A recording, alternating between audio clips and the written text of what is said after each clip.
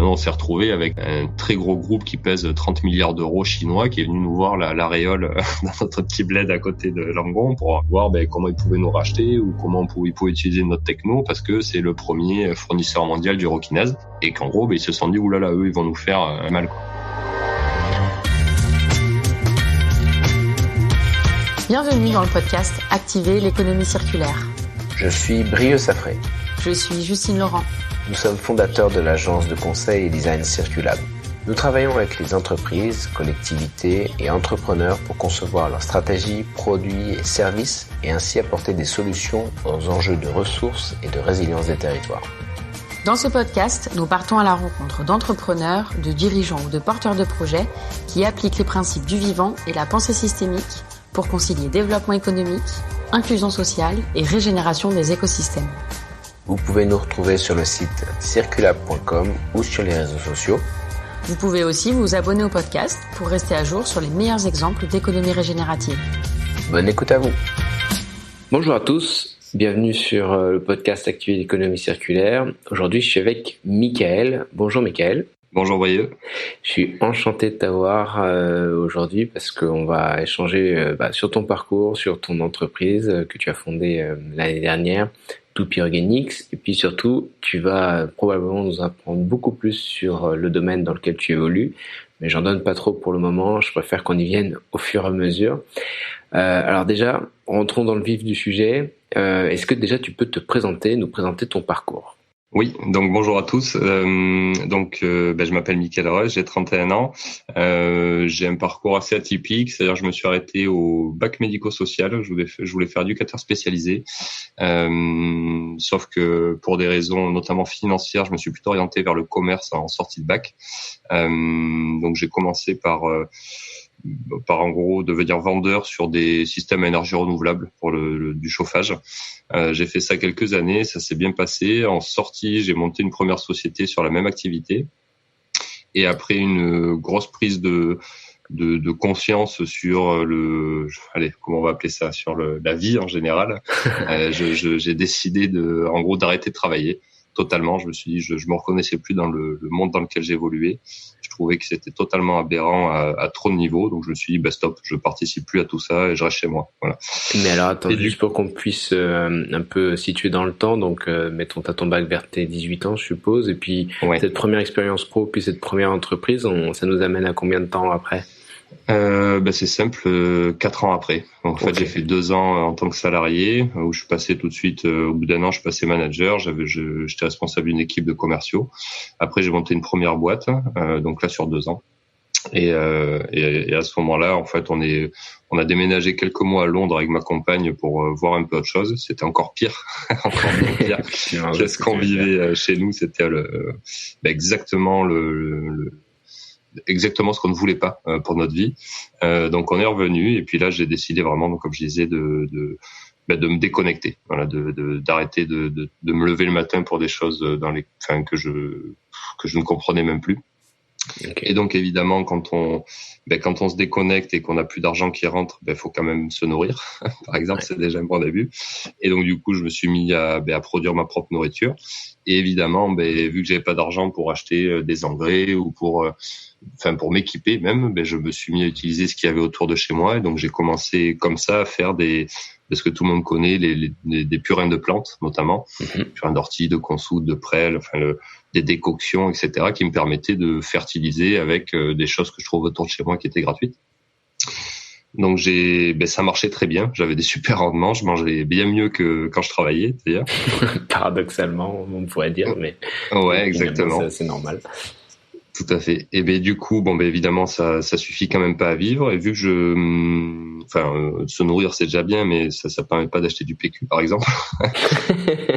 On a vu pendant le confinement que c'était ô combien précieux. Exactement. Et du coup, en fait, je me suis mis à vendre mes surplus de production de mes fertilisants que je produisais. J'ai mis ça dans des bouteilles en plastique type Evian, pour pas les citer, et aller vendre ça sur des marchés locaux. Et en fait, il y a eu tout de suite de la demande, des gens qui étaient très contents de trouver ça, des agriculteurs qui me disaient, attends, moi j'ai des problèmes de pucerons, est-ce que tu peux pas me faire un truc? Moi, il me faudrait 200 litres de purin d'ortie. Enfin, en gros, un truc qui s'est fait un peu tout seul. Du coup, j'ai commencé à multiplier les marchés, ça fonctionnait bien, j'adorais ça, je voyais plein de gens. Du coup, j'ai monté une première auto-entreprise. Donc qui s'appelait Au Bon Purin. Donc c'est quand même un truc assez rigolo pour démarrer. Ouais. Donc j'ai fait évoluer ça a bien fonctionné. En développant cette activité, j'ai cherché aussi à améliorer les process de production de ces produits-là. Donc avoir des produits mieux stabilisés, qui sentent moins, qui se conservent plus longtemps. Et en ayant fait ça et avec l'augmentation du volume de commandes, j'ai monté une société qui s'appelait Mister Organics, que j'ai développée pendant 3 ans. Et là, Mister Organics, on est vers 2015 à peu près. C'est simple. J'ai vendu la société, que je dise pas de bêtises, tout début 2019. Donc effectivement, c'était 2017. 2017, on va dire la période de création, départ en 2018. Okay. Et voilà. Et du coup, cette société-là a bien fonctionné. Donc c'était toujours sur des extraits végétaux. Enfin, essentiellement, il y avait aussi je rajoutais des déjections d'insectes dedans, qui sont un très bons fertilisants et qui étaient très peu répandus à cette époque-là. C'est un petit peu plus avec les gros du secteur qui s'y mettent. Là, par rapport à tes petits, entre guillemets, purins de consoude ou d'ortie, on sent qu'il y a une sacrée montée en compétences parce que pour aller récupérer des déjections d'insectes, il y a un autre niveau, j'imagine. Ouais, il y a eu, en fait, c'est devenu vraiment une passion, parce que quand après, il faut aimer, évidemment, mais moi, je me suis passionné pour ça, parce que au début, je me suis lancé là-dedans en me disant, quand même, c'est fou de devoir utiliser des produits super compliqués qui viennent de l'autre bout du monde, etc., alors qu'il y a des choses qui fonctionnent. Mais je me suis aperçu aussi qu'il y avait beaucoup de limites. C'est pas si simple, hein. Je veux dire, sur l'agriculture plus traditionnelle, il y a vraiment des problématiques, très compliquées. Donc ça va pas partout, etc. Mais en gros, je me suis entouré de plein de gens qui étaient aussi passionnés par la microbiologie, par l'agronomie. J'ai fait énormément de recherches bibliographiques. Quand c'est une passion, on vit ça du matin quand on se lève jusqu'au soir où on se couche, et même la nuit on en rêve. Donc effectivement, je suis assez assez vite monté en compétences, mais petit à petit, j'ai fait énormément d'erreurs, mais un truc de fou. J'ai raconté des conneries sans le savoir, parce que j'étais persuadé que ce que j'avais lu quelque part c'était vrai, alors qu'en fait pas du tout. Enfin, j'ai tâtonné, j'ai fait ça de façon très empirique, mais ça a bien marché, et vu que c'était toujours, on va dire, avec quand même un haut niveau d'éthique et une volonté d'être sur l'impact, pas sur. J'ai jamais fait ça pour faire du pognon, quoi. Le pognon, c'était la cerise sur le gâteau qui me permettait de vivre de cette activité. Mais moi, l'idée, c'était vraiment d'essayer d'avoir une solution et de me lever le matin pour un truc qui a un peu de sens, quoi. Bien sûr. Donc ça s'est vraiment fait assez tout seul. Et du coup, pendant que je développais cette activité, j'ai un ami qui est loueur de toilettes sèches qui est venu me voir et qui m'a expliqué que lui, il payait. De mémoire, il me disait c'était 50 € par mètre cube d'urine qu'il devait jeter en centrale de compostage après des festivals. Donc, il avait des coûts d'élimination. Ouais, qui faisait payer à ses loueurs en plus. Enfin, bref. Ouais, tout à fait. Enfin, c'est locataire plus exactement. Ouais, c'est du traitement de déchets. Hein, donc, il y a toujours un coût entre le transport et la personne qui prend le déchet pour le retraiter. Bien sûr. Il me disait, c'est quand même bête de devoir payer. Et puis, surtout, il y a quand même des choses intéressantes dans l'urine. On sait que c'est un bon engrais potentiellement. Est-ce que tu n'aurais pas une idée pour en faire quelque chose? C'est arrivé comme ça. Donc, évidemment, le sujet urine, je ne m'y étais absolument jamais intéressé.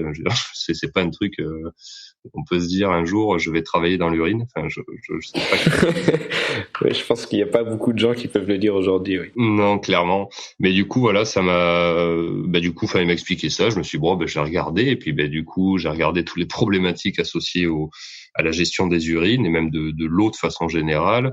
J'ai fait le lien avec les problèmes que je voyais au niveau de l'agriculture, etc. Et je me suis dit, mais quand même, c'est totalement dingue que d'un côté, on urine dans l'eau potable, on envoie sans traitement, il y a une petite partie qui est traitée, ça pollue tout le cycle de l'eau, ça a des impacts écologiques et économiques majeurs.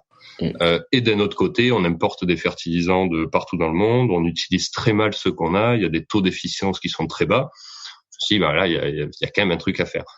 Mais je me suis aperçu que la limite, en fait, elle était surtout au niveau économique. C'est-à-dire que dans un monde... Alors attends, je me Oui. permets de te couper, Mickaël, parce qu'on va y revenir, mais j'aimerais juste qu'on approfondisse un petit peu plus tout ce potentiel de l'urine, parce qu'en plus ça fait le lien avec un épisode récent avec Arthur et Guillaume Pont des Greniers de l'Abondance, qui, dans leur rapport sur la nécessaire résilience des systèmes alimentaires, consacrent un de leurs chantiers au recyclage massif de nos nutriments et donc de l'urine. Mais tu as commencé à l'effleurer, j'aimerais vraiment qu'on aille en profondeur avant qu'on aille voir tout le reste sur potentiel économique et tout. Est-ce que tu peux nous dire un peu le potentiel de l'urine dans l'agriculture ? Oui, alors déjà, avant de moi en parler, je pense qu'il y a si certains auditeurs ont envie vraiment d'approfondir, il y a énormément de bibliographie, mais il y a une thèse qui est vraiment super, qui est extrêmement complète, c'est celle de Fabien Esculier, de l'École des Ponts, qui a fait un boulot absolument exceptionnel que j'ai lu très récemment, alors que j'avais rencontré Fabien il y a déjà un peu plus de temps et j'entends parler de sa thèse depuis longtemps, mais j'ai même pas encore totalement fini de la lire pour vous dire, parce qu'elle est très complète. T'aurais un lien éventuellement à nous passer ? Ouais, bien sûr, ça, je pourrais vous donner le lien, mais de toute façon, c'est trouvable partout sur Internet. Vous tapez Fabien Esculier urine, et vous allez tomber dessus. Elle est sur en archive ouverte. Il y a pas de, tout le monde peut le consulter, mais je pourrais donner le lien effectivement. Mais en gros, lui, il a fait vraiment le boulot, c'est-à-dire c'est le thème, c'est le système alimentation-excrétion. Et en gros, c'est pas compliqué à comprendre dans le fond, hein. C'est-à-dire qu'on consomme tous de la nourriture, on rejette les déchets, enfin notre corps rejette des déchets qui sont pile poil la nourriture pour les micro-organismes, le sol et les plantes. Donc dans un monde idéal, ces matières-là sont retournées au sol parce qu'elles permettent de fermer les cycles biologiques, en fait, tout simplement. Ouais, tout à fait. Donc en gros, le potentiel de l'urine, alors il n'y a pas que l'urine, hein, parce que les matières fécales, c'est aussi un gros sujet. Nous, on s'en occupe pas chez Toupie parce qu'on s'est spécialisé sur l'urine, mais j'espère vraiment qu'il y a des gens qui vont se pencher sur les matières fécales, parce que c'est une source qui est aussi exceptionnelle, notamment au niveau carbone, dans les sols manque énormément. Mais sur le sujet urine, en gros, ça concentre une bonne partie des nutriments qui sont rejetés par le corps humain. Et en fait, c'est des nutriments qui sont des engrais, tout simplement. Donc en fait, on a deux choix, c'est soit on continue en gros à rejeter tout ça, le considérer comme un déchet, et donc on va dire devoir le traiter comme un déchet et avoir des pollutions associées qui sont assez lourdes, ou alors on se met à les recycler, notamment en agriculture. Voilà. En gros, la problématique, elle est pas plus compliquée que ça, à mon sens. C'est vraiment une question de logique, en fait. C'est de la logique pure. Historiquement, en plus, le traitement de l'urine, était très lié aux activités agricoles, quoi, parce que même la création des égouts en France vers la fin du 19e siècle, ça permettait justement d'améliorer cette récupération et puis de permettre de récupérer les nutriments pour les remettre dans les champs, quoi. Je voyais même en préparant l'entretien à Paris en 1920, plus de 50% de l'azote qui est contenu dans les urines était remis dans les champs agricoles, quoi. Enfin, c'est quand même assez hallucinant, quoi. Enfin, vas-y, reprends. Et il y a aussi on va dire les lisiers animaux, donc fesses et urine issus des animaux. Mais en gros, si on en est venu à ce système très linéaire qui fait qu'on n'utilise plus ces matières, c'est simplement qu'il y a une abondance énergétique qui ne va pas durer de toute façon. En gros, on a tellement accès facilement à l'énergie, au gaz, au pétrole, etc., que c'est devenu beaucoup plus simple et plus rentable d'utiliser des engrais minéraux. Point barre. Mais sinon, évidemment, l'humanité s'est construite entre autres, sur le recyclage de ses propres nutriments. C'est-à-dire à la campagne, n'importe quelle, même une personne âgée aujourd'hui, elle a connu les fosses qui étaient répandues sur le jardin sans aucun souci. Il n'y a jamais eu de question d'hygiénisation ou de je ne sais quoi. Et ça, après il y a certaines limites, mais ça fonctionne. Enfin voilà, c'est uniquement parce qu'on a accès à plein d'énergie de façon quasi illimitée, même si ça a tendance à être de moins en moins vrai. Oui, ça se vérifiera de moins en moins. Ouais. Oui, mais je crois qu'on est déjà on va dire, on subit de façon forcée une baisse de l'approvisionnement énergétique en Europe. Je crois que là, c'est... Ouais, et puis il y a le Shift Project, effectivement, qui vient plus de faire un rapport sur le sujet qui est assez précis, que je recommande à ceux qui l'ont pas encore regardé. Mais en plus, il y a cette baisse de l'approvisionnement énergétique, mais aussi toutes les quelques sources de phosphore, enfin les sources extractives de phosphore, commencent aussi peut-être un peu à se tarir, non ? Et pourtant, quand justement chacun va uriner, il rejette du phosphore. C'est ça qui est paradoxal aussi. Tout à fait. Alors après, sur le phosphore, je crois que là, il faudrait un vrai spécialiste sur le sujet, parce qu'effectivement, il y a plein de sources qui se tarissent. Bon là, les sources principales pour l'Europe, c'est Russie et Maroc, en gros, un peu chinois aussi. Mais effectivement, c'est une ressource qui est finie, c'est de l'extraction minière. Mais après, il y a quand même aussi un problème d'utilisation du phosphore. Parce que par exemple, en France, on a des stocks de roches qui contiennent du phosphore. De mémoire, c'est du gypse, mais je dis ça avec beaucoup de précaution parce que je suis pas expert. Mais en gros, de mémoire, on a quelque chose comme une réserve de 350 millions de tonnes de gypse en France. Et c'est juste que ce phosphore-là, pour l'instant, on sait pas l'utiliser en agriculture. Ouais. Mais avec des technologies notamment liées avec la biotechnologie de façon générale, par exemple avec des bactéries qui savent rendre disponible ce phosphore, on peut tout à fait imaginer qu'on puisse l'utiliser. Donc je suis pas un extrémiste du oh là là, on va plus en avoir. Enfin moi c'est pas dans le sens où je me bats pas contre il y a plus de phosphore, il faut trouver une source locale. C'est juste que ça me paraît aberrant de continuer à taper dans les mines sur des gisements qui sont d'extrêmement bonne qualité souvent, qu'on pourrait utiliser de façon beaucoup plus précautionneuse et beaucoup plus fine, comme pour le sujet pétrole. Pour moi, le pétrole, c'est une superbe énergie. Il faudrait qu'on l'utilise de façon raisonnée et intelligente.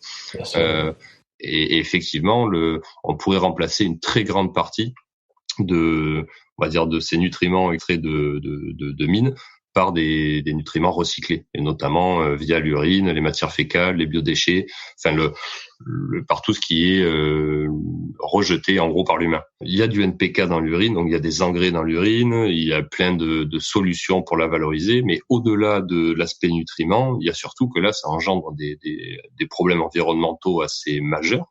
Ça coûte très cher à retraiter, mais très cher, faudrait reprendre les stats exactes, mais au niveau européen, c'est colossal. Le marché de l'assainissement de l'eau est plus gros que le marché de l'agriculture. Il faut se rendre compte de l'aberration, quoi. C'est-à-dire ça coûte plus cher à la collectivité de traiter l'eau que d'alimenter les gens. Alors ça, c'est un point absolument incroyable et on va y revenir. Ça fait partie de mes prochaines questions. Mais justement, revenons-en à toi et à Toupy Organics. Ouais. Qu'est-ce que vous avez mis en place comme produit, comme brevet, justement, qui pourrait révéler, refaciliter, disons, cette valorisation de l'urine? Ouais. Alors, pour comprendre ce qu'on a fait, il faut déjà revenir à la base, qui est, comme je disais, que dans l'urine, il y a des nutriments, et que dans un monde, on va dire, idéal, où il n'y a pas d'enjeux économiques, de rentabilité, etc., juste rien qu'un épandage de l'urine brute, ça suffit à fertiliser un champ. Sauf que aujourd'hui, sauf à rentrer dans des systèmes très subventionnés, etc., c'est beaucoup plus rentable pour un agriculteur d'utiliser l'engrais minéral. Enfin, beaucoup plus. C'est plus rentable, voilà, pour être assez optimiste quand même. C'est plus rentable d'utiliser un engrais minéral que de l'urine brute ou même de l'urine concentrée. Donc, malgré tous les frais de transport de l'autre bout du monde, tu as évoqué la Russie ou le Maroc, etc. Bien sûr. On pisse tous autour d'un champ potentiellement à aller à moins de quelques dizaines de kilomètres. Ouais, tout à fait. Là, aujourd'hui, pour donner un exemple, aujourd'hui, un engrais azote-phosphore, ce qu'on appelle le diammonium phosphate, donc c'est vraiment l'engrais quasiment numéro 1 utilisé en engrais starter dans les champs. Donc c'est ça qui vient notamment du Maroc. Donc c'est un mélange d'azote et de phosphore. Typiquement, c'est du 18-46, 18% d'azote, 46% de phosphore. D'accord. Ça vaut, que je dise pas de bêtises, je crois que ça vaut 600 € la tonne arrivé chez l'agriculteur. D'accord. C'est que dalle, c'est rien, c'est une broutille. Alors que pour avoir les mêmes concentrations de nutriments via l'urine, il faut des dizaines de milliers de litres au minimum. Voilà. Donc forcément, on comprend bien que au niveau ne serait-ce que pour l'épandage, pour l'agriculteur, c'est vachement plus simple d'avoir un petit granulé qui bouge pas, qui se conserve bien. Hop, on met ça à quelques centaines de kilos hectares et puis ça suffit à fertiliser. Oui, bien sûr. Mais ça, c'est lié à des problématiques économiques uniquement. C'est pas parce qu'un agriculteur, il pourrait faire autrement, mais il faudrait qu'il ait on va dire le choix. Parce que souvent les agriculteurs sont quand même manquent de choix justement. Et puis en plus, en fait, l'engrais dont tu parles là, il est très restrictif dans le sens où, mis à part l'azote et le deuxième élément que tu as évoqué, phosphore, ouais. Il y a rien d'autre, quoi. Non. Et ça, il y a aucune vie là-dedans, quoi. Ah non, mais il y a effectivement aucune vie, il n'y a pas ou très peu d'oligo-éléments, et surtout, ce qu'il faut voir, c'est les taux d'efficience. Donc, quand on apporte là les 46 unités d'azote, en fait, il y en a la moitié qui sont pas disponibles pour les plantes. Ok. Ça, c'est un fait. C'est pas, je sors pas de mon chapeau. Et c'est pareil pour l'azote. En gros, les azotes qu'on utilise d'origine, qui viennent du procédé Haber-Bosch, en gros, il y a à peu près 50% qui est perdu. Lors de l'épandage, il y a des volatilisations. Ensuite, il y a il y en a souvent trop, donc ça ruisselle, donc ça va soit dans la nappe phréatique, soit dans soit dans le cycle de l'eau. Enfin, les rivières, etc.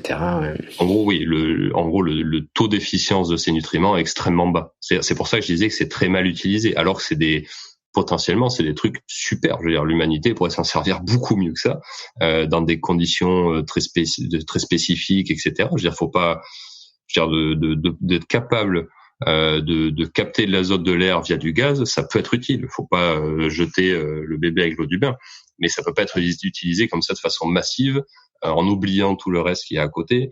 C'est des technos qui sont quand même super et qu'il faudrait utiliser intelligemment. Voilà. Ouais, c'est encore une fois une question d'équilibre. On peut pas faire qu'avec ça, quoi. Ah non, pas du tout. Mais c'est aberrant. Mais c'est du gaspillage. Voilà, c'est ni plus ni moins que du gaspillage. Moi, je le vois vraiment comme ça. Ouais, ces ressources sont justement là encore une fois limitées. On devrait pas. On devrait pas jeter la moitié à la poubelle, quoi. Bien sûr. c'est quand même. Surtout quand on la ramène de l'autre bout du monde, quoi. En plus, oui. Bon, après, l'azote est quand même, on en produit beaucoup en Europe et aussi en France, même si le gaz vient plutôt d'ailleurs. Mais donc, on est capable de produire de l'azote. Sur le phosphore, c'est beaucoup moins vrai. Mais voilà. Alors après, il y avait un chiffre qui était quand même assez hallucinant, que justement les greniers de l'abondance rappelaient, c'est que la synthèse des engrais azotés emploie 1% de l'énergie naturelle consommée par l'humanité chaque année, et donc principalement sous forme de gaz naturel. Donc oui. Si on pouvait déjà éviter d'utiliser l'énergie pour ça, en tout cas une partie, ça serait pas mal, quoi. Mais je crois que l'ensemble des engrais, ça représente la dépense énergétique pour fabriquer des engrais, c'est 3% de la consommation énergétique globale. Oh, putain, c'est quand on prend tout ensemble.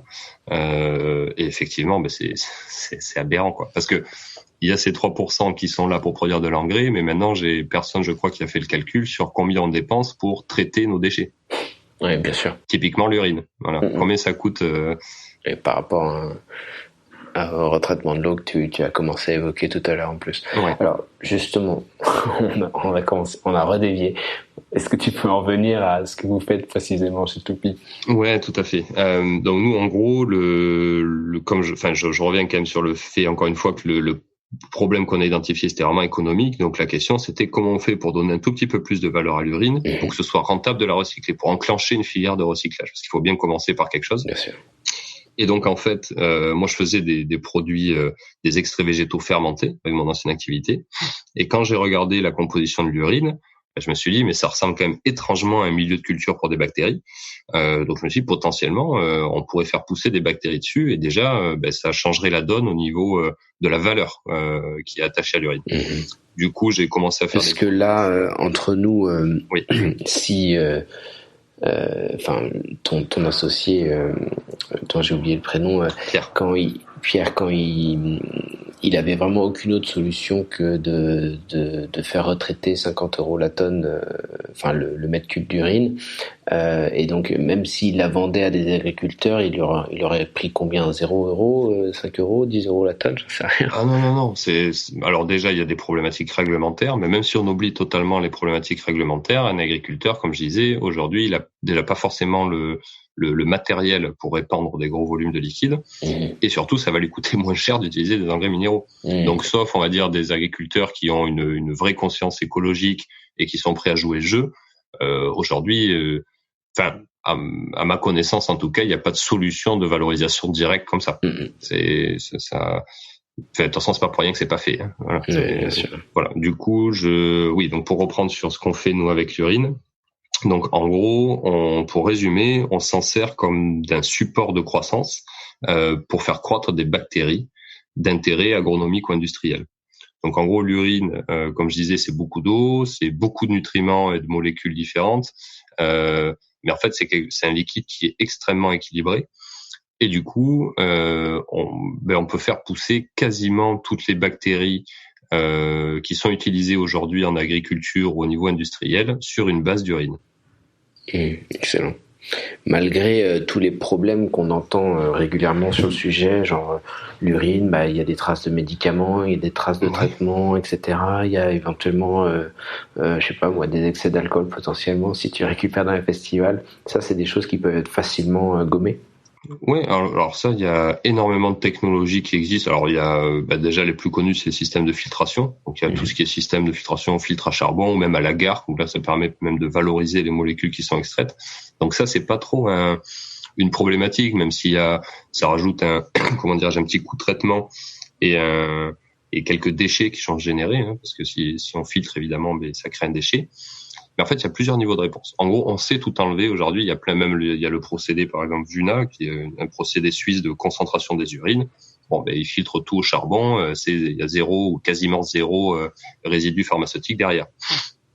Après, il y a d'autres, il y a d'autres façons de répondre à cette question. Il y a qu'est-ce qu'on fait aujourd'hui des résidus pharmaceutiques?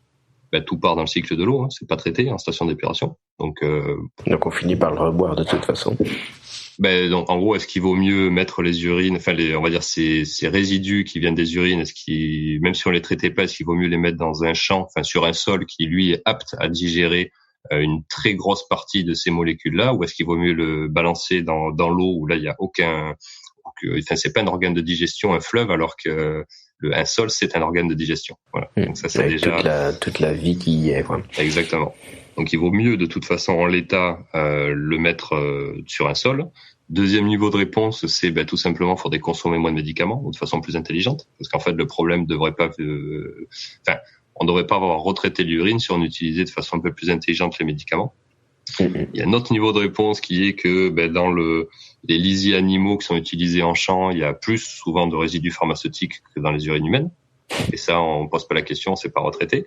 Un autre niveau de réponse, c'est qu'au niveau réglementaire, tout le monde s'en fout. On n'a rien à dire à personne. C'est-à-dire là, demain, on peut recycler l'urine comme ça, ou après un procédé de traitement, le réutiliser. Il n'y a aucun cadre réglementaire sur ce sujet, pour l'instant. Ça, je pense que ça va arriver. Jusqu'au prochain scandale sanitaire qui débouchera là-dessus. Voilà, franchement, des scandales, il y en a déjà. Il y a des choses qui se passent. Oui, plus exactement à la prochaine publication sur le sujet. Ouais, voilà. En gros, il y a, et après le dernier niveau de réponse pour nous, on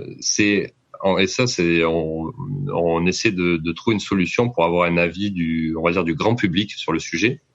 Nous, en gros, on est sur des produits donc qui sont des produits fermentés, où donc déjà il y a des transformations qui s'opèrent, une hygiénisation dans la fabrication du produit, et après on est sur des doses d'utilisation de notre produit qui vont de en gros 0,5 à 100 litres à l'hectare.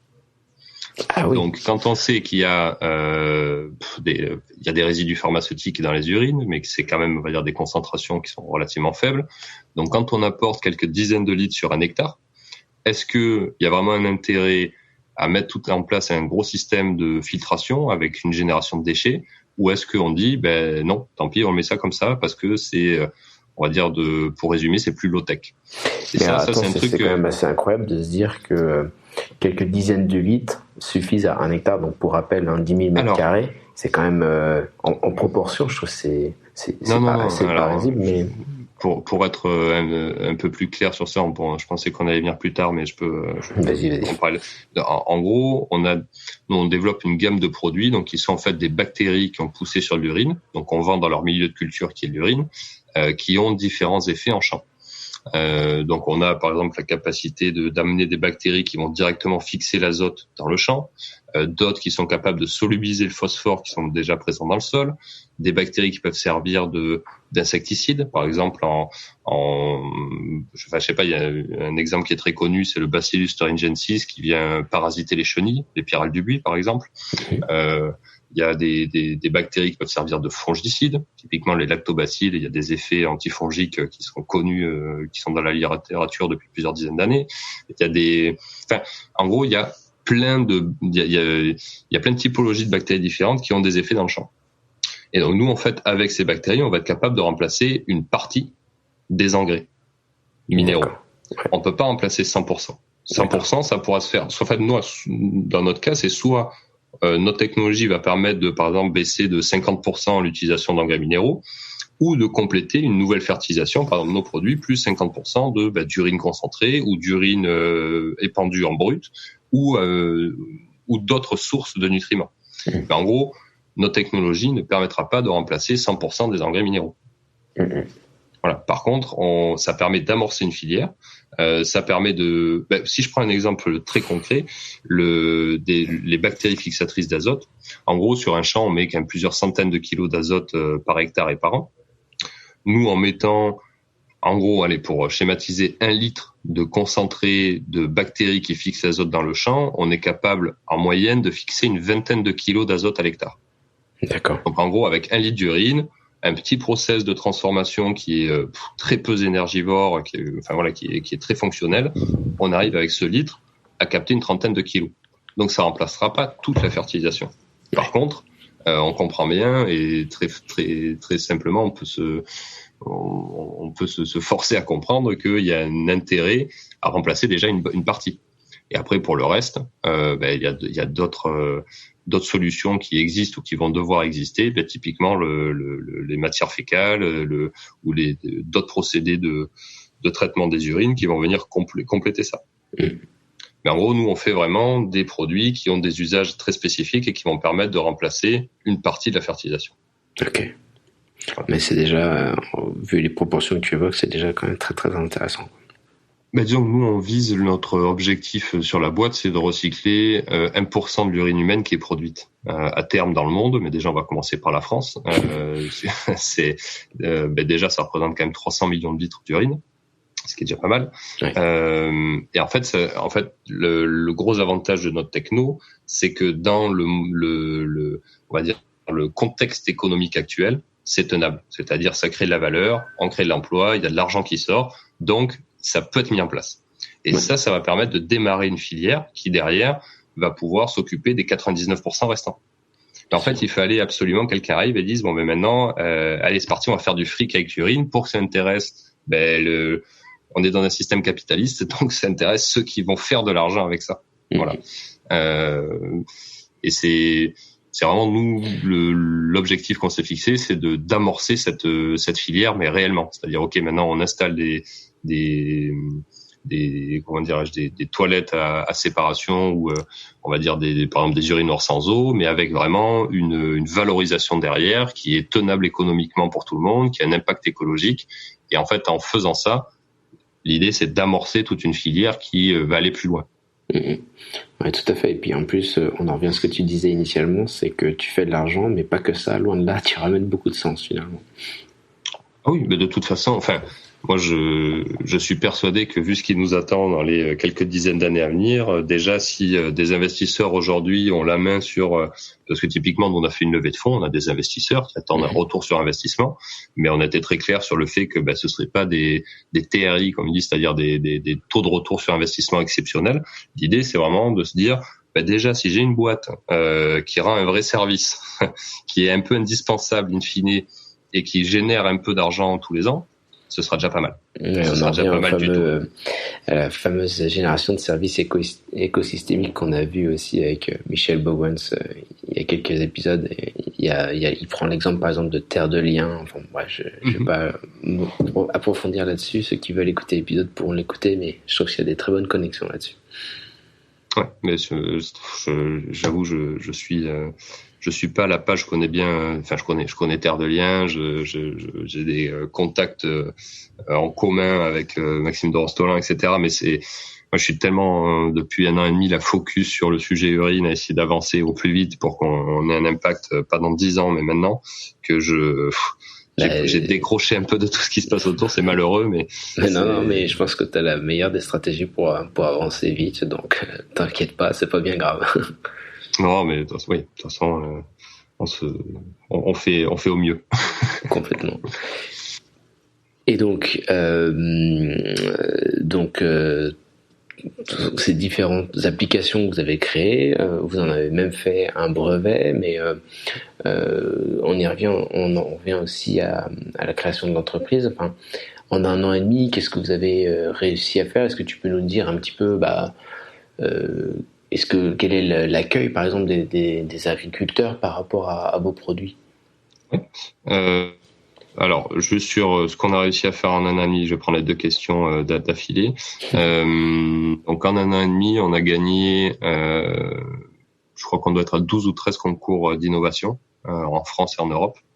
Okay. On a levé en fonds privés, c'est-à-dire des fonds d'investisseurs 1 million 100 000 euros en gros. Business Angel pour le coup? Non, on a le fonds d'investissement leader sur notre tour de table, c'est le fonds d'investissement Créadev, c'est la famille Mullier. D'accord, ok. Je vois très bien. Donc tout le groupe Auchan, etc. Comment?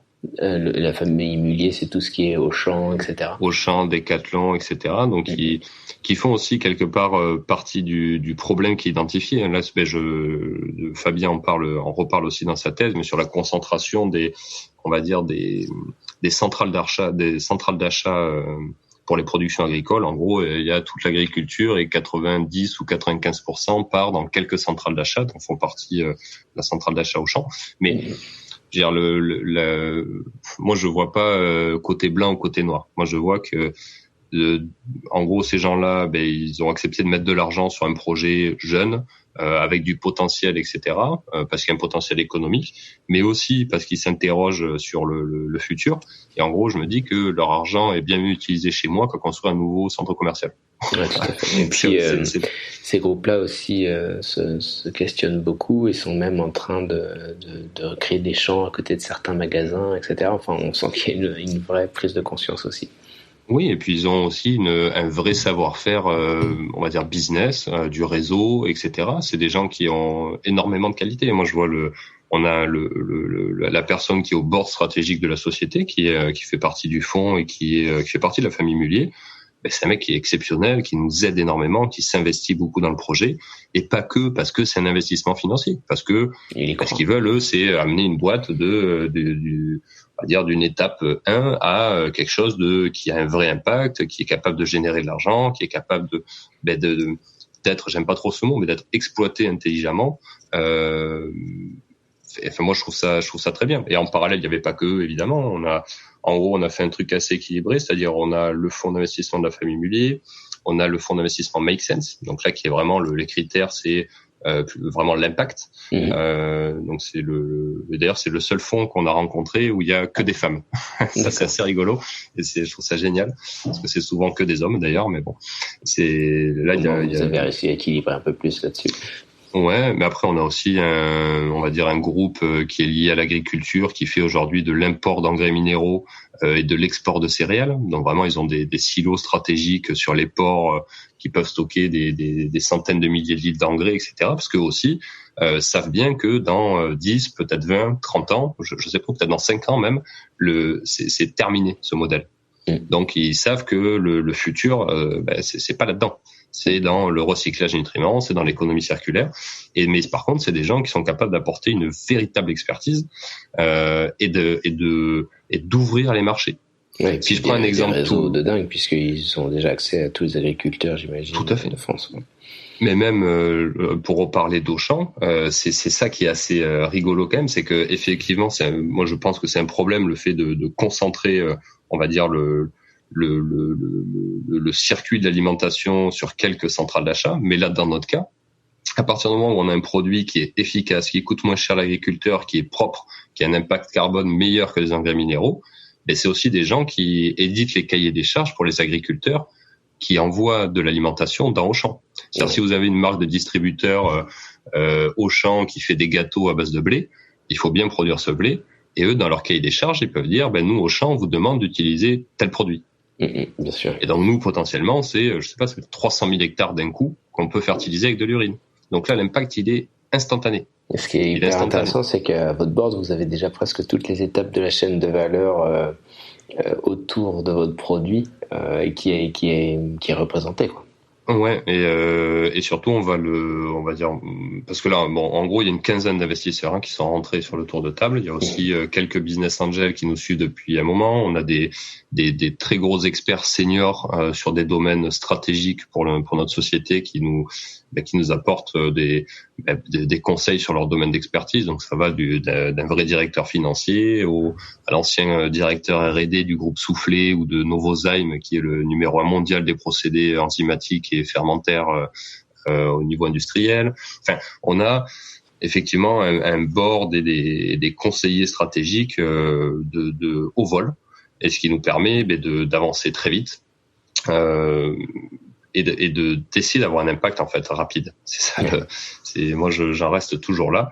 C'est que s'il n'y a pas photo, si on veut changer les choses dans un système comme le nôtre, il faut que toutes les sphères, c'est-à-dire le privé, le public, etc., soient dans le jeu et avancent dans la même direction.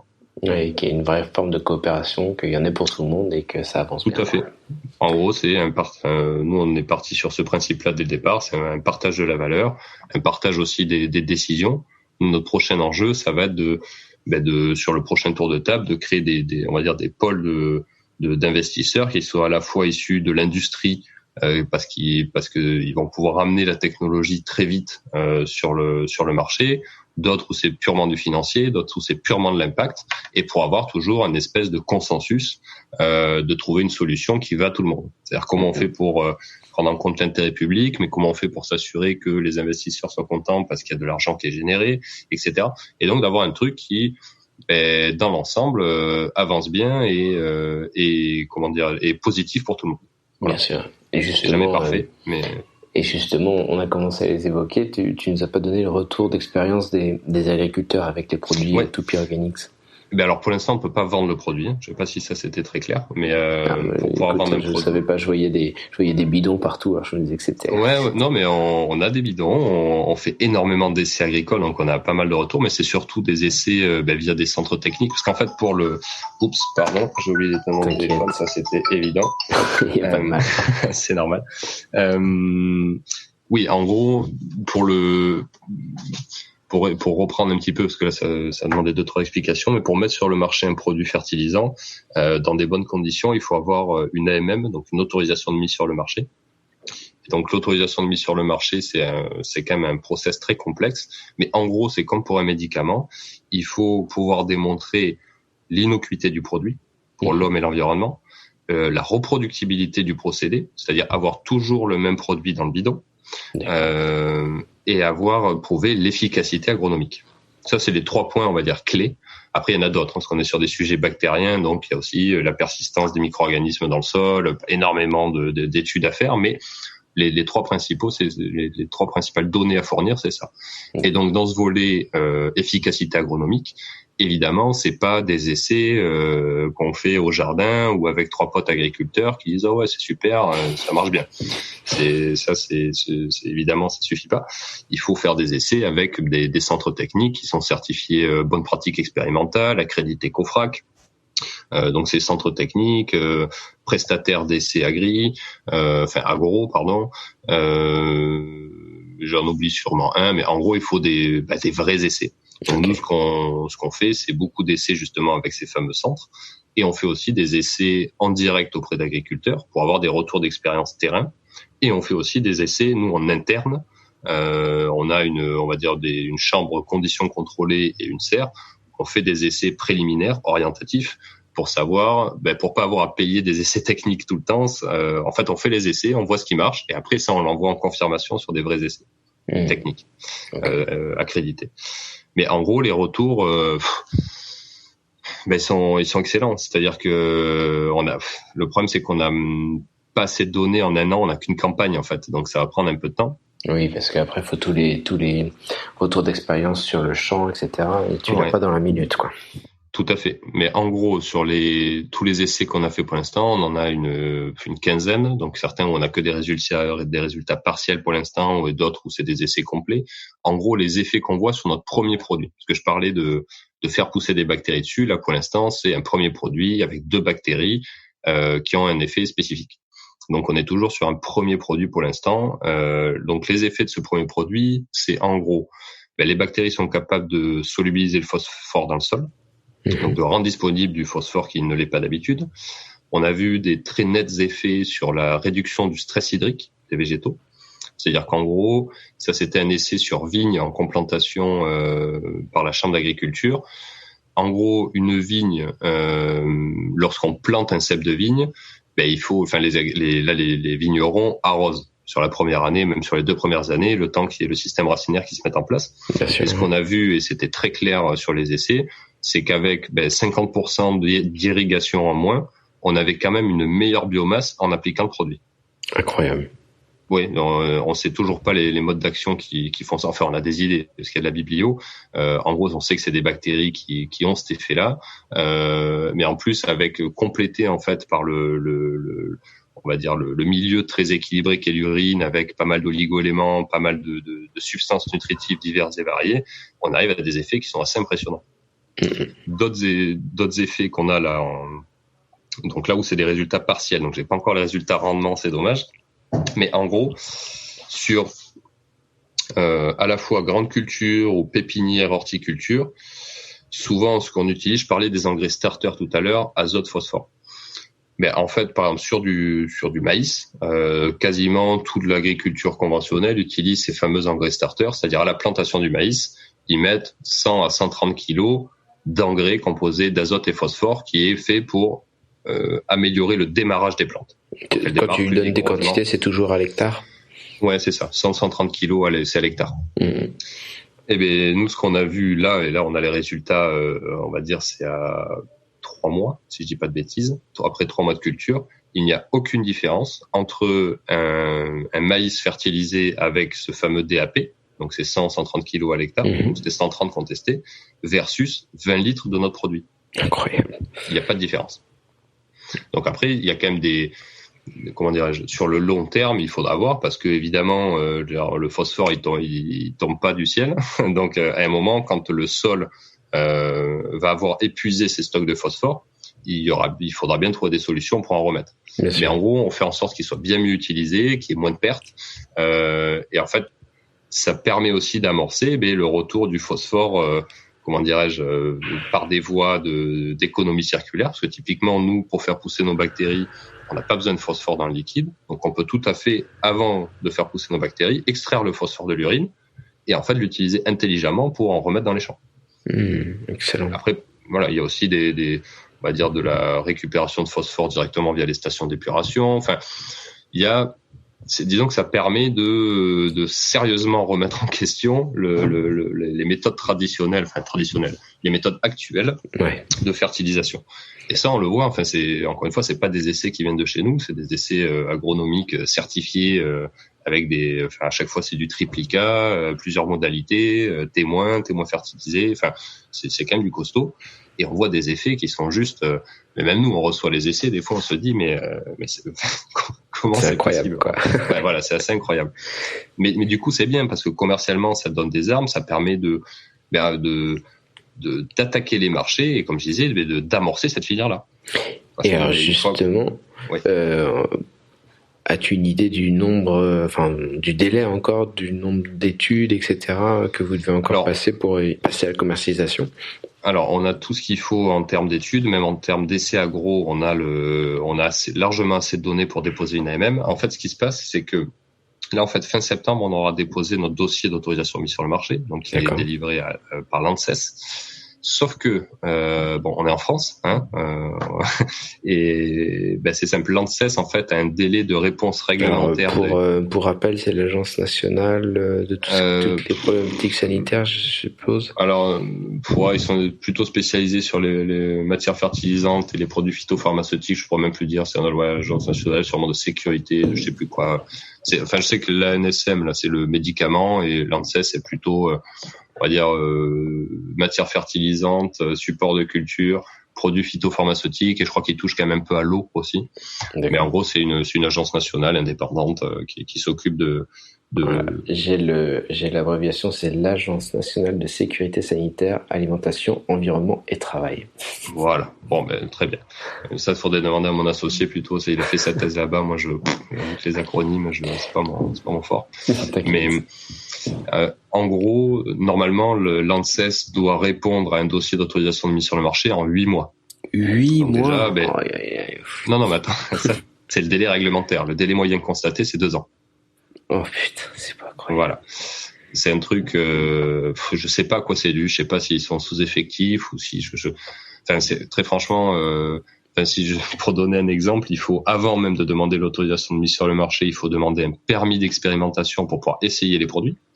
Et pour donner une idée, il faut transmettre tout le dossier, un dossier technique assez sympa, par CD. Par CD. Voilà, il faut leur envoyer un CD, sinon c'est pas recevable. Un CD-ROM, quoi. Oui, un CD-ROM. Voilà. Donc en 2020. Ouais, voilà, un CD-ROM en 2020. On a eu, c'est simple, il faut payer aussi une taxe évidemment pour qu'ils étudient le dossier. Mm-hmm. Je crois que pour le dossier d'expérimentation, c'était 1000 ou 2000 euros.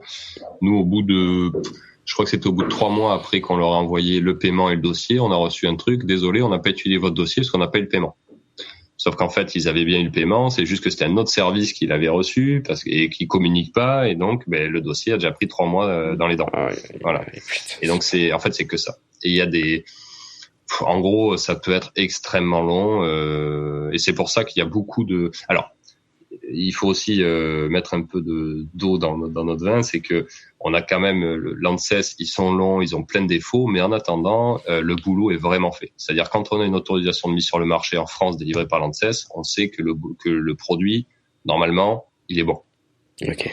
Et c'est pour ça aussi qu'il y a un gros problème sur la typologie de produits qu'on met sur le marché, c'est que j'exagère, beaucoup de nos concurrents, pour pas avoir à donner de dossier à l'ANSES parce qu'ils savent que le produit il est plus ou moins foireux ou que ça va être un peu long ou pour X raisons. Il est pas bien stabilisé, quoi. Pas bien stabilisé ou qu'il est pas efficace, tout simplement. Parce que il y a plein de gens qui réfléchissent uniquement sur il faut que je vende un produit, le reste on s'en fout. Mais en gros, ils passent par un pays étranger. Typiquement sur les produits bactériens, le plus simple c'est la République tchèque. Donc là, on va en République tchèque, on dépose un dossier de quelques lignes avec quelques datas, au bout de, je crois, 30 jours ou 2-3 mois, on a une autorisation de mise sur le marché. Et du coup, la réglementation européenne interdit à la France, vu que le produit est mis sur le marché dans un autre pays européen, de refuser la mise sur le marché en France. Donc là, l'ANSES a l'obligation de délivrer une AMM par reconnaissance mutuelle. D'accord. Donc en fait, la plupart de nos concurrents disent on a une AMM en France, mais non, ils ont une AMM en Autriche, en République tchèque, où ils veulent, et puis après ils obligent la France à autoriser le produit sur le marché.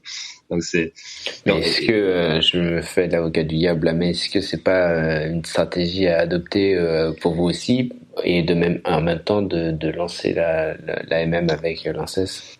Si, c'est ce qu'on fait là. On va passer par la Belgique parce qu'on est en train d'ouvrir une filiale en Belgique, donc on va déposer une AMM en parallèle en Belgique, mais on s'était refusé à le faire jusqu'à présent parce que c'est quand même, pour nous, c'est beaucoup les margoulins qui font ça, quoi. C'est-à-dire, en gros, t'as un produit plus ou moins merdique, tu veux le vendre quand même, tu fais comme ça. Et ça nous embêtait de se mélanger à cette façon de faire parce que clairement, pour moi, c'est de la triche. C'est une réglementation européenne à la con, voilà, pour le dire clairement, qui n'a aucun sens. Donc, on voulait pas le faire, mais là, on le fait en parallèle pour sécuriser parce qu'on peut se retrouver sinon dans 3 ans avec l'ANSES qui nous pose toujours des questions et qui nous dit pour l'instant vous n'avez pas la même. Voilà. Bien sûr. Mais la bonne nouvelle quand même, c'est qu'il y a d'autres voies réglementaires qui sont en gros, c'est soit on a une autorisation de mise sur le marché, soit on passe par une norme qui est déjà établie. Donc par exemple un engrais minéral, si on veut vendre un engrais à base de phosphore, il faut simplement que le produit ait 3% de phosphore. Voilà. Et là, ça passe sur une norme, il n'y a pas de dossier à faire ou quoi.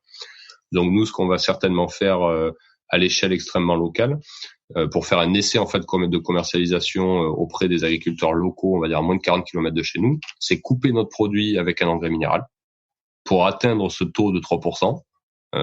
Et puis on va le vendre en norme, comme engrais. Voilà, comme engrais bête et méchant. Donc ça, c'est une solution qui est assez moyenne, mais qui, en gros, là aujourd'hui, en fait, on fait plein d'optimisations sur le procédé de production, etc. Donc on a des milliers de litres de produits. Et en fait, on va se retrouver, parce qu'il y a une conservation qui n'est pas du tout éternelle sur cette typologie de produits, vu que c'est des bactéries vivantes. Donc c'est soit on prend tout et on jette tout au caniveau, ou soit on trouve une solution pour pouvoir l'amener sur l'agriculture par une voie réglementaire X ou Y. Ouais. Donc pour moi, c'est inconcevable d'aller jeter tout ce produit-là alors que je sais qu'il marche. On est bien d'accord. Ouais. Donc là, en fait, à partir de la fin d'année, là, on va commencer une opération de commercialisation, vraiment de démonstration, qui est qu'on est capable à 40 km de notre unité de collecter, transformer et revendre les produits. Ouais. Parce que nous, l'idée, c'est de déployer des unités de production sur le territoire et pas de centraliser des volumes sur une grosse unité. Et c'est une des questions que j'allais te poser par la suite. Eh ben voilà, j'anticipe. Alors attends, parce que tout ce que tu dis, c'est assez extraordinaire, même si j'entends bien que l'administratif reste là aussi un sujet compliqué. Alors, on a fait un bref état des lieux de l'ensemble des impacts positifs, mais je pense que pour qu'on ait vraiment cette vision systémique du sujet, tu as évoqué ce que vous permettez quand même en partie, même si j'entends bien que déjà dans un premier temps tu veux t'attaquer aux 1% des 300 millions de litres d'urine française. Non, 300 millions c'est 1%. 300 millions de litres. C'est 35 milliards de litres en France, 35 milliards. Ah oui, et en Europe, c'est 200 milliards de litres d'urine. Ouais. On est quand même sur des chiffres complètement déliants. Donc les 300 millions, on est d'accord, oui, c'est 1%, c'est ce que ça correspond. C'est 1% de l'urine produite en France, par an. Ce qui est quand même déjà énorme. Je sais pas si on arrive à se rendre compte ce que ça pourrait représenter 300 millions de litres en termes de lacs, ou je sais pas, bref. Qu'est-ce que j'allais ajouter à ça? Donc, diminution de l'extraction minière, baisse de la dépendance aux énergies fossiles pour acheminer tout ça.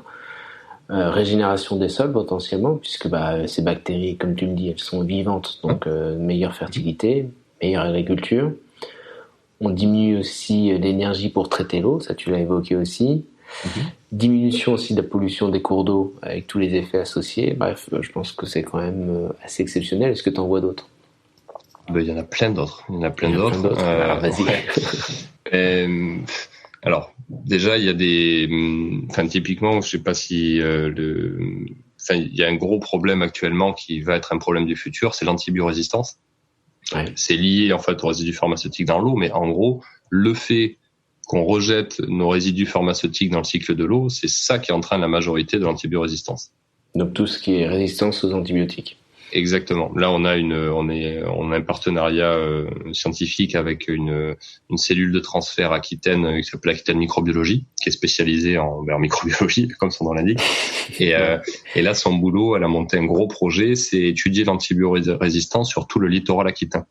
Donc, elle va gratter des fonds marins, faire des prélèvements d'eau, etc., pour faire un inventaire exhaustif des bactéries qu'on y trouve. Et pouvoir avoir des données sur l'antibiorésistance. Et c'est un truc de fou. Il y a de l'antibiorésistance généralisée à peu près partout. Et ça, en fait, c'est dû au rejet, notamment via les urines, des antibiotiques. Voilà. Incroyable. Et donc, en fait, si on arrive à enlever l'urine en amont, à la traiter de façon séparative et on va dire à faire en sorte qu'elle sorte du cycle de l'eau, on diminue drastiquement l'antibiorésistance. Il y a d'autres choses qui sont assez impressionnantes. Il y a un médicament. Alors j'ai plus le nom du médicament, mais en gros qui utilise. En fait, c'est un médicament qui sert à éviter on va dire la coagulation quand on met un cathéter à des personnes, ou qui peut servir aussi, par exemple, à déboucher des artères. Ouais. Et ces médicaments sont produits à base d'une molécule qui s'appelle l'urokinase. L'urokinase, c'est produit par le rein, c'est l'urine des hommes on trouve de l'urokinase dans l'urine des hommes. D'accord. on peut l'extraire de l'urine. C'est un marché mondial à 2 milliards d'euros, qui est 100% maîtrisé par la Chine. En Europe, on est dépendant à 100% de l'arrivée d'urokinase chinoise, alors qu'avec quelques centaines de milliers de litres d'urine, on produit assez d'urokinase pour toute l'Europe. C'est incroyable, putain, c'est dingue. Ok. Oui, mais on s'est retrouvé avec un très gros groupe qui pèse 30 milliards d'euros chinois qui est venu nous voir la Réole dans notre petit bled à côté de Langon pour voir comment ils pouvaient nous racheter ou comment ils pouvaient utiliser notre techno, parce que c'est le premier fournisseur mondial d'urokinase. Et qu'en gros, ils se sont dit, oulala, eux, ils vont nous faire du mal, quoi. Incroyable. Donc, c'est un sujet de valorisation, mais pareil, les résidus pharmaceutiques, il y a des solutions pour déjà les retirer de l'urine, mais en plus pour les revaloriser. Il y a des molécules quand même qui valent cher à produire, même si on n'en retrouve qu'une petite partie dans les urines, mais tout ça, c'est des choses qui sont revalorisables aussi. Oui, tout à fait. C'est-à-dire, ça passerait d'être un gros problème dans le cycle de l'eau à être potentiellement un truc qu'on n'a plus à fabriquer ou peu.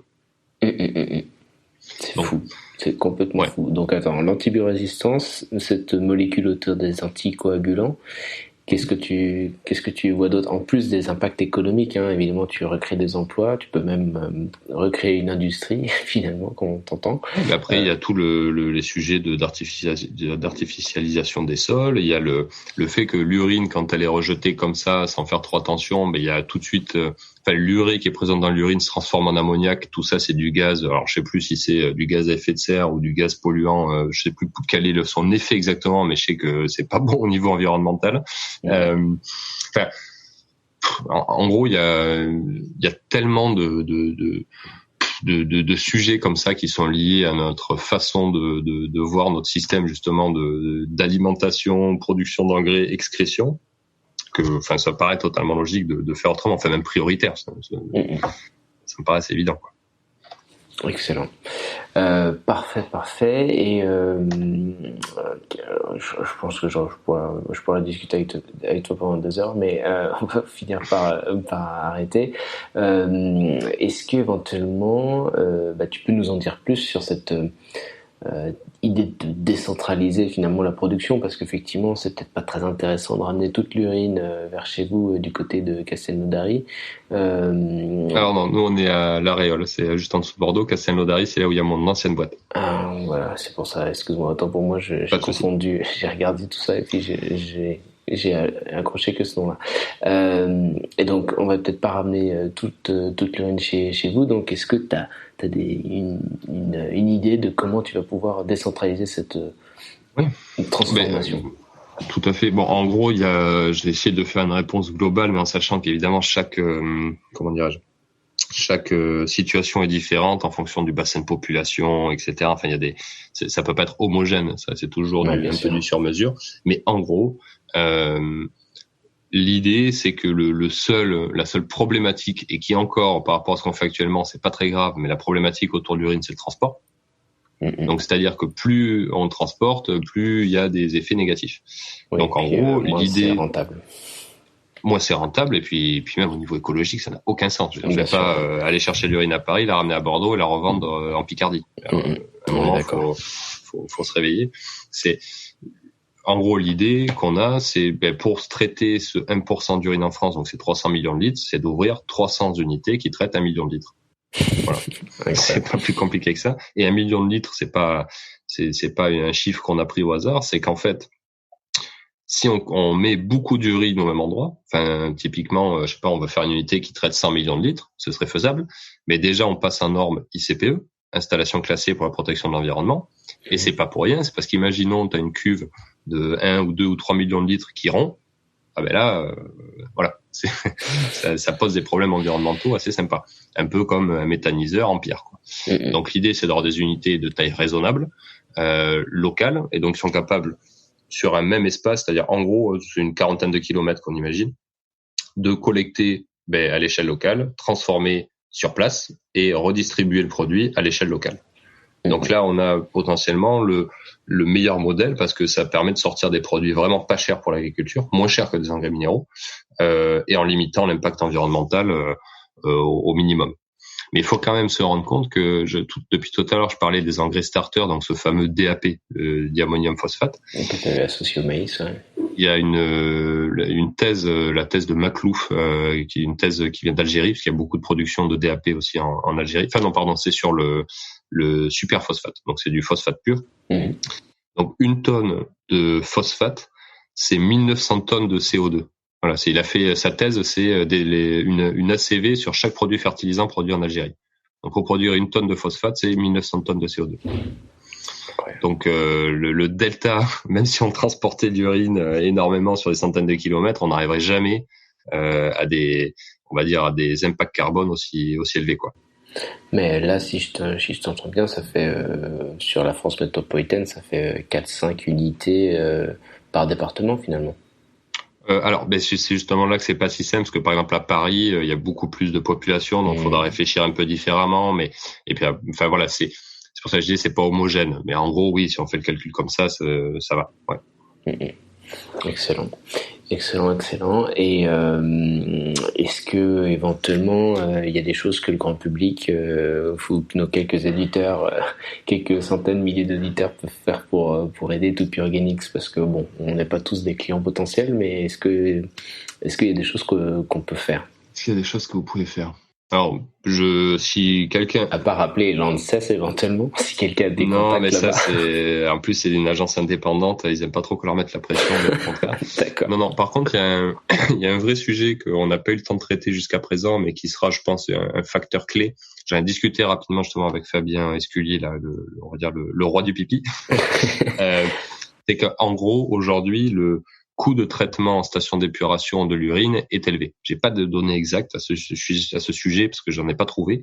Mais en gros, il faudrait qu'à un moment, on arrive à à calculer de façon très précise combien ça coûte de retraiter l'urine en station. Parce que les stations, en fait, leur modèle économique, c'est être payé par les collectivités pour retraiter l'eau, pour retraiter le déchet, on va dire. Et bien, en fait, pour avoir un comparatif entre ça et un traitement de façon séparée avec notre techno, et du coup pouvoir avoir une espèce de subvention équivalente, c'est-à-dire être soit délégataire service public ou enfin trouver une solution pour qu'en gros les agences de l'eau par exemple disent si on retraite un litre d'urine, il y a tant pour celui qui a collecté ou pour celui qui a traité.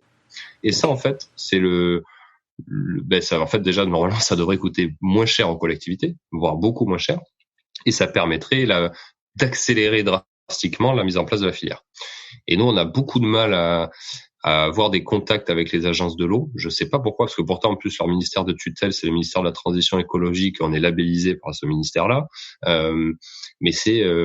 nous, de façon générale, on a un peu de mal à parler avec le secteur public, parce qu'on trouve, ils ont tous des grilles de lecture particulières, il faut se mettre dans leur peau, enfin, c'est très complexe. Et du coup, oui, s'il y a quelqu'un qui connaît un peu le mode de fonctionnement, de prise de décision dans les agences de l'eau, par exemple, ou même sur de façon plus large sur la délégation de services publics eau, ça nous intéresserait d'être contacté là-dessus parce qu'on s'y est pas vraiment attaqué, mais quand même on sent qu'on va ramer, quoi. Ok, je vois bien. Bon, au moins l'appel est lancé, quoi. Et ok, écoute, Michael, un grand merci pour cet entretien. Est-ce que t'as des choses à ajouter? Non. Si ce n'est, pour un truc un peu plus généraliste en dehors de Toupie, pour ceux qui écoutent. Je pense qu'il y a une clé pour qu'on arrive à faire une transition plus rapide et dans des bonnes conditions, c'est que quand les gens voient un problème, qu'ils s'arrêtent pas au constat, mais qu'ils se disent comment je peux faire pour faire mieux. Ouais, voyons la solution derrière. Voilà, je pense que si on faisait tout ça, il y aurait beaucoup moins de problèmes. Ouais, et c'est à chaque fois que je parle dès qu'on a une conversation, je parle avec des amis, des gens qu'on rencontre, c'est oh là là, mais ça t'imagines, regarde ce problème-là, etc. Oui, ok, donc tu fais quoi? Et là, la plupart du temps, c'est non, désolé, là j'ai le match de foot qui commence, je vais pas avoir le temps, quoi. Donc il y a vraiment un vrai sujet alors je sais pas si c'est d'éducation ou de communication ou de prise de risque ou je sais pas, mais très souvent, on fait des constats et puis on s'arrête au constat, quoi. Mais moi, ça me sidère. Ça me sidère totalement. Ça, c'est plus notre domaine, mais effectivement, c'est une façon de penser qui est très analytique, qui dit, on voit le problème comme ça, comme une chose, alors qu'en fait, si on apporte une vision plus systémique, on voit toutes les conséquences, les incidences du problème, et que finalement, on peut les retourner en opportunité de résoudre le problème. C'est exactement ce qu'on fait au quotidien, donc je trouve que tu es une parfaite illustration de ce qu'il faut faire, donc c'est génial. En tout cas, un grand merci pour cet entretien. Plein de bonnes choses pour 2P Organics et puis bon courage aussi dans tous les aspects administratifs, mais étant donné ta volonté, je pense que ce sera pas grand chose. Non, on va y arriver. On n'est juste pas maître du délai. Ça, on va y arriver. Mais du coup, merci pour l'invitation. Merci à tous ceux qui ont écouté. Et puis, à la prochaine. Avec plaisir, ouais, ça marche. Ciao, ciao. Et puis, à bientôt. À bientôt. Bravo, vous avez écouté cet épisode jusqu'à la fin. Partagez-le autour de vous et notez-le 5 étoiles sur iTunes pour le diffuser auprès du plus grand nombre. Si vous souhaitez en savoir plus sur cet épisode, notre invité ou nos services, contactez-nous par mail à hello@circulab.com. C'était Justine Laurent et Brieux Safré pour le podcast Activer l'économie circulaire. À bientôt pour un prochain épisode.